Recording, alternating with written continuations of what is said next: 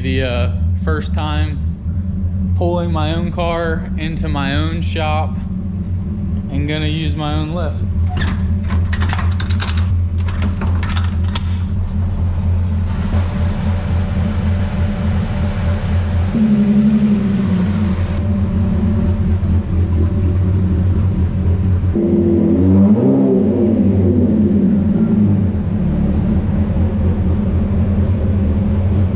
Hey guys, welcome back to the Smith's Euro channel. What you're going to be seeing today is we're going to be working on the Mark II VR6. What I'm going to show you guys how to do today is how to swap cams in the car. Here's the combination I have in the head right now. Techtonics springs. I have autotech shims to allow higher seat pressure. Titanium retainers as well from Techtonics. And I have the 276 cams. I have had this set up for many years. It's been extremely reliable. So I've always just wanted a little more sound out of them. You know, a more nastier chop, I guess you could say. They sound great, but I've always wanted a little more, and I've always wanted a little more top end. I have a chip tune on this car, and it runs a watt box. So I rev this thing to 8400, and it does fall off with these 276 cams up top.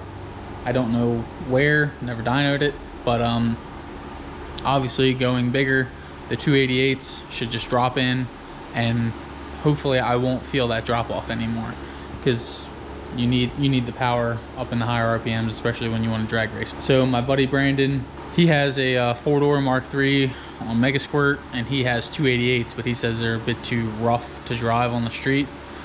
I'll figure that out. I have a chip tune, so you know, standalone versus a chip tune, that could be all the difference. But yeah, so we're just gonna do a straight up trade for the 276s for the 288s, both Techtonics tuning, and yeah, show you guys how to get it done. Start tearing into the Mark II. There's a decent amount of stuff you gotta take off. First thing to do, put it up on the lift. You can definitely do this on the ground, but got a lift, I'm gonna use it, and yeah, it'll save your back. I've had this lift here for a while, but I have not put a car on it. Here goes nothing, I guess.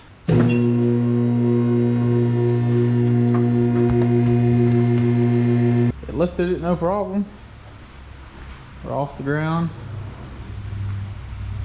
You guys notice that I made my side exit to be perfectly in line so I can still lift the car. Now that that's done, we can start with tearing it apart. Most of the time you guys will have a Mark III or a Corrado, something like that, where it's really tough to get to these bolts. But luckily for me, I have a Mark II. I actually put a Civic radiator in it. You see right here, since this radiator is all the way over here, ends right here, I can easily get to every single one of these bolts. So this will come out of the car. I'm gonna pull it off with the whole intake, take the breather off, take the connections off. This is extended because I did have a short runner on this car, so don't mind this, your car won't look like that. Pull all the spark plug wires. I have the Mark IV spark plug wire, so I don't need the tool. You just pull up and wire comes right out, nice and easy.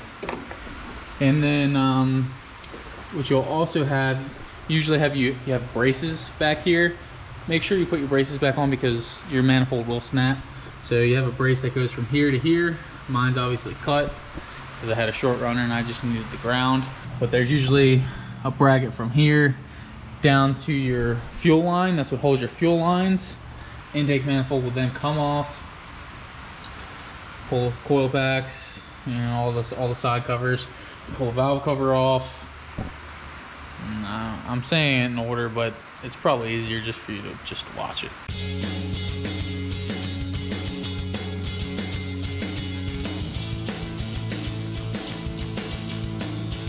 Yeah, so guys, you see I just got the intake out, and this is why it's always good to kind of inspect your car.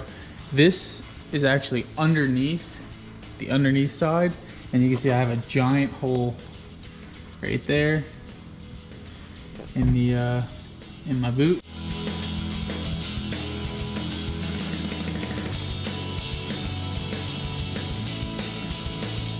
So one thing I constantly get questions about is my velocity stack intake. Is it safe? I'm gonna say yes. I've driven like this for years. You can even see it over here. This engine used to be in my Mark III.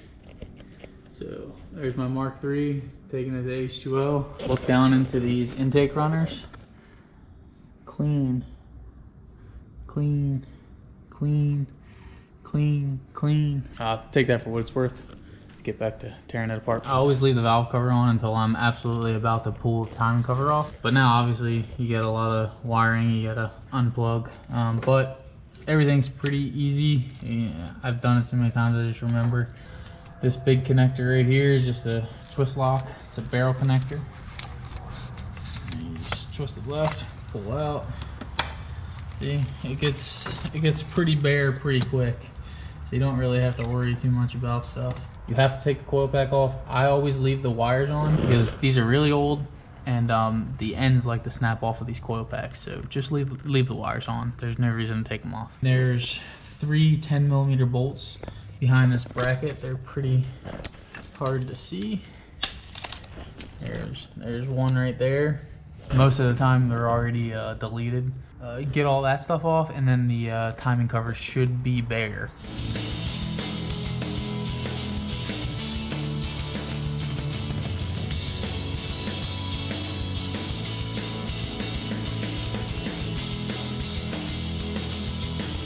So all of these are 5mm bolts that hold the timing cover on, except for 2 bottom ones that are down here. Right there, one right there, and one over there. And those are actually 6mm Allens. I break every single one of these bolts loose, all right? And then that way, I know there's no issues. I know they're gonna come out. If, say this 5mm Allen strips right here, I'll beat a triple square into it. You can beat a 6mm triple square into it, or Torx, or you can get a chisel and you just beat the hell out of it until you get in there and then aim down to loosen it, But once all those are loose, then I pull the valve cover. And I'll pull the valve cover off, and the reason why is because number one, you gotta rotate it into time. See, this will go just like this, and you can use bolts, bolt it to the head, lock your cams in place. But then also down about halfway, there's an intermediate mark.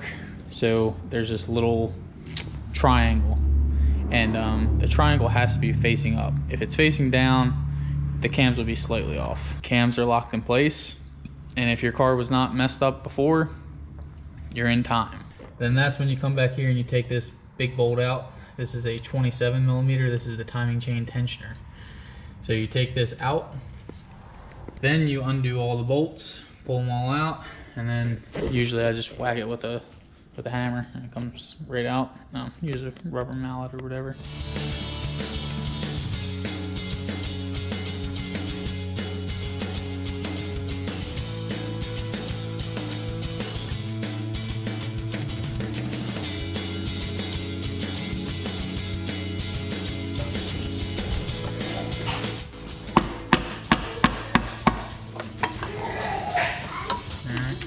These are really tight.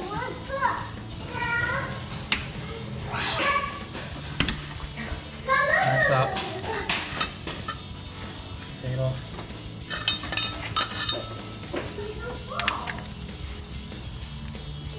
Take it off.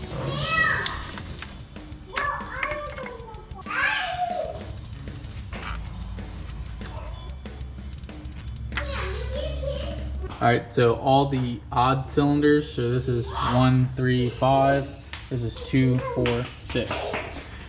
So you see, first cam cap is 1, number 2 cylinder, 2, number 3 cylinder, 3, number 4 cylinder, 4, number 5 cylinder, 5, number 6 cylinder, 6. And that's just one weird extra, but. So these are all 13s. You just crack them loose, little by little, outside in.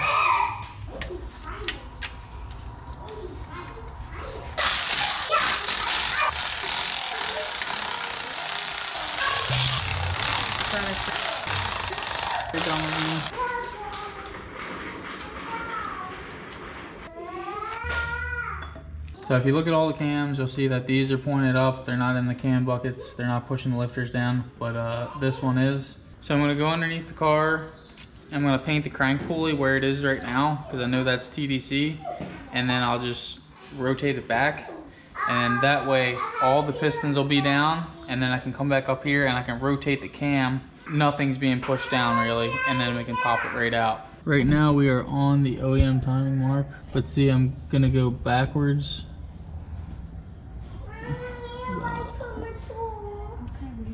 That much. Right here, there's a little nub. That's the OEM timing mark, and then right here on the crank pulley, there's a notch that I've already painted white, and you can see it's off. Since I backed it off, now we should be able to move the cam, no problem. Just this little bump and it wants to slingshot. And see, now there's no pressure on the cams.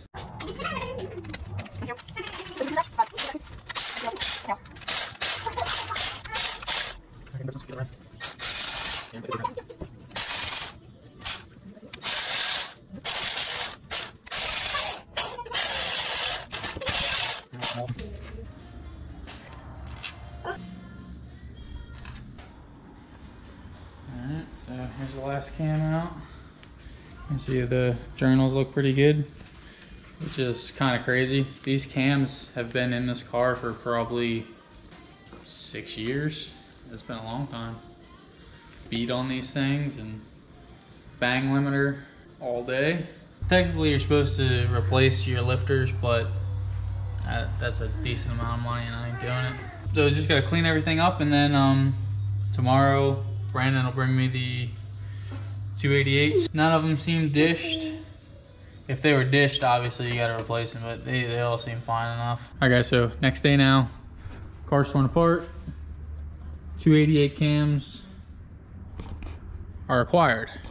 Now, we held the cams up side by side. I should have probably taken a video of it, but I forgot. But it's all about the duration, it seems. So you see how wide here to here is? That's duration, so that's how long it's gonna keep that valve open. All right, so this is extremely wider than the 276s. So the 276s sounded really good. I think these are gonna sound excellent. It's gonna be exactly what I wanted. One thing I forgot to tell you guys is, since I have the special tools, it's easier for me to get to those two lower bolts. But if you don't have those tools, just pop out this transmission bolt right there, bell housing bolt. If you pop that transmission bell housing bolt out, then you can pretty much get it like a normal size 6mm socket like that in there to remove it. What I'm gonna do next is just put some assembly lube on everything, clean all the gasket areas and stuff like that, and then we'll get back to putting the cams in. You wanna lay it in to where no lobes are actually pointing down, but you're close to cylinder one, top dead center. Right there is perfect. And I'll go get the other cam, set it in, and then we'll start bolting them in. Cylinder one should be pointing up. Cylinder 6 will be pointing down, but it won't be touching. Like, it won't be engaging. All right, so how we'll have to rotate this, it'll be pushing down this cylinder. If I try to rotate it over and it's not going easy, then I'll have to put the crank back a little bit more. But this is the only way to do it, otherwise you risk breaking the cam. Is it red and black? Mm-hmm.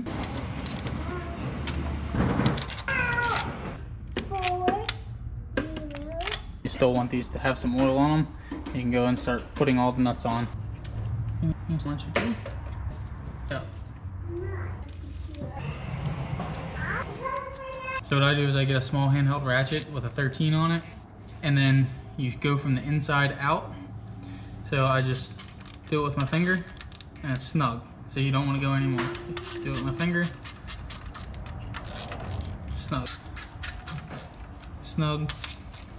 Snug. Snug. And see, now since you snugged all those, now this one will be loose, see? A little bit, a little bit, a little bit.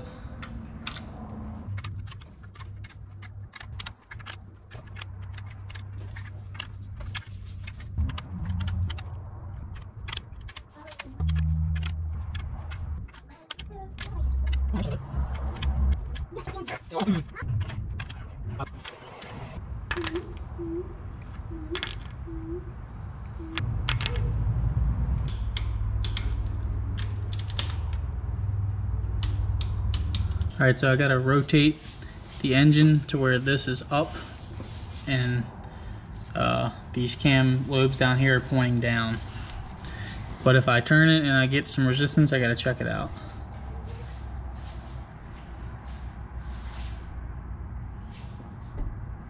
Feels like it's stopping, so I'm gonna back the crank back some.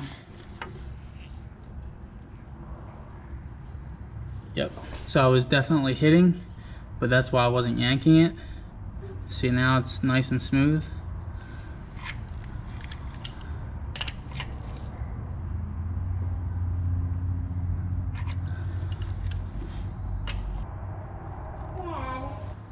Alright, so now that cam's in place.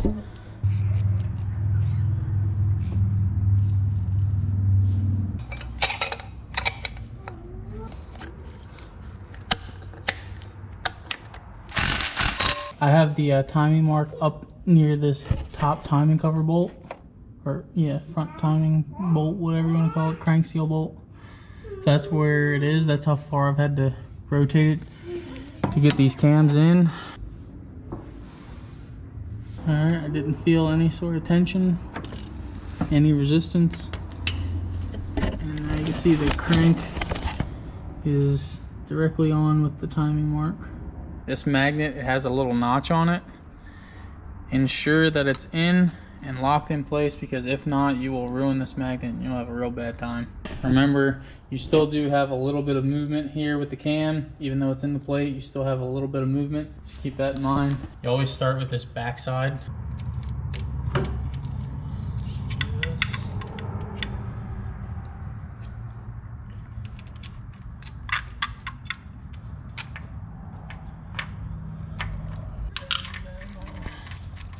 Remember, this has to be in first, this guide right here. These bolts are 8 mil, I think they're about 16 or 18 foot-pounds. Just kind of line it up. Remember, there's a notch on the back of these, so you just gotta eyeball it. And try to get her in there. That worked really easy, honestly. So, already in time. The reason for all this slack is just because of how the crank is down there. I have it directly on TDC, so as soon as that gets a little bit of a rotation, this slack will be gone, and then as soon as the chain tensioner is in back here, it'll pull this cam out this way and take away this slack. These two bolts are torqued to 74 foot-pounds. Doesn't sound like a lot, but it's extremely, extremely tough to do that yourself.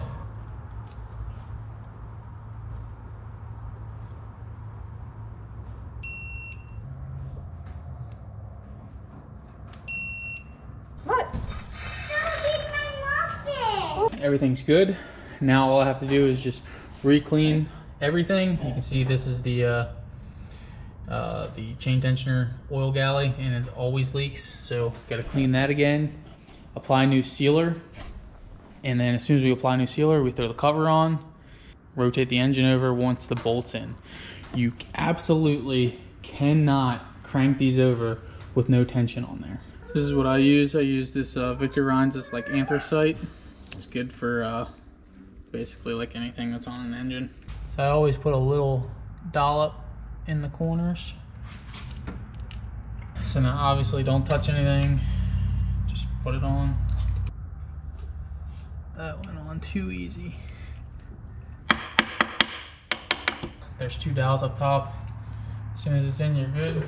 Then start every bolt by hand. I usually start all the 5 mils first, because they will actually pull the cover in slightly to where you can get these lower bolts in.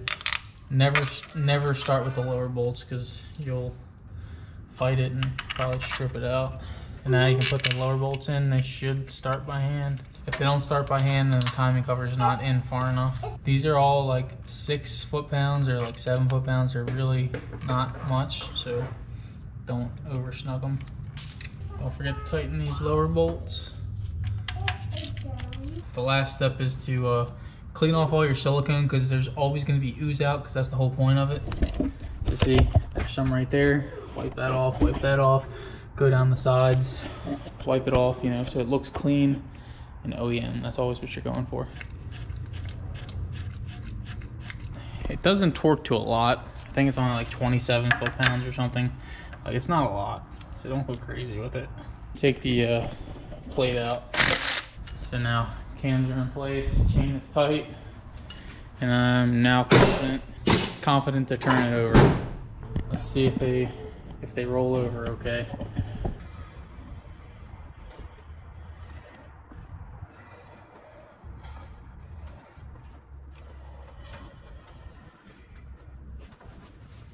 Every lobe went, so I'm confident to say that this motor's good. Now all I have to do is start putting things back together. So the first thing to always do is put your valve cover on so you don't drop anything down in there. So we'll put the valve cover on and then start bolting everything up, and then I'll show you guys the new intake I'm putting on. The whole plan to this is just to have more power and the higher RPM, so we got a little solution for that.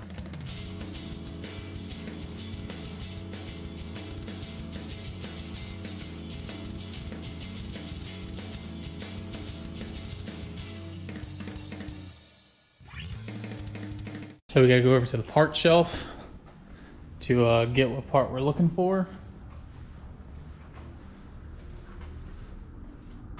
That's it. Really common upgrade for these cars, Euro clone intake manifold. So a lot of you should know that in Europe, the VRs, when they came out, they were all 2.9 liters, whereas we got 2.8s. And for whatever reason, they decided that they get bigger throttle body, bigger intake manifold. Here's how you remedy that. Here's a North American one.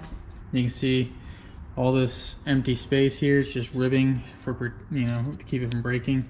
You see how small the actual inlet is. So what you do is you cut all this out, and then you have a big giant opening, and then you cut out a piece of flat aluminum and you weld it on. It's pretty much that easy. Different dynos, different days, but people have said they've seen anywhere from 5 to 15 horsepower with these. What do I know? I don't own a dyno. I wish I did, because I would 100% check it out for you guys. All I got to do is just, this has been sitting for a while, so I just got to clean it, put the throttle body back on. This is OBD2. That's OBD2, so the throttle body will bolt right on, no problems. And then, you know, little nonsense brackets, accelerator cable bracket, and then it literally just pops right on. It's a really, really, really easy mod to make a little bit of horsepower. Well, I guess allegedly, right? That can't hurt.